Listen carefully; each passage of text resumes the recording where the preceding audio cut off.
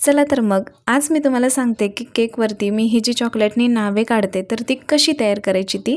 तर त्यासाठी इथं मी घेतले डार्क कंपाऊंड, याला बारीक असं चॉप करून घ्यायचं आहे। याला एका वाटीमध्ये मी काढून घेतले आणि हे चॉकलेट जे आहे ते आपल्याला इथं डबल बॉयलर मेथडने आपल्याला मेल्ट करून घ्यायचं आहे।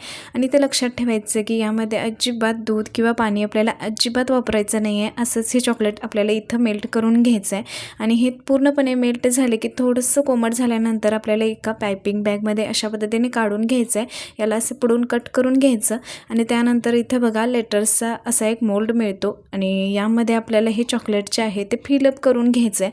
तर अशा पद्धतीने तुम्ही यामध्ये चॉकलेट जे आहे ते फिल करू शकता आणि त्यानंतर फक्त एक 5 मिनिटं हा मोल्ड जो आहे तो असाच आपल्याला फ्रीजमध्ये ठेवायचा आहे आणि 5 मिनिटानंतर ही लेटर्स जे आहेत ते अगदी सहज निघतात आणि उरलेलं चॉकलेट जे होतं त्याचं मी इथं चॉको चिप्स जे आहेत ते बनवलेत।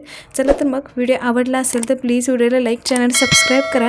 भेटू पुन्हा नेक्स्ट व्हिडिओमध्ये, तोपर्यंत स्टे ट्यून्ड।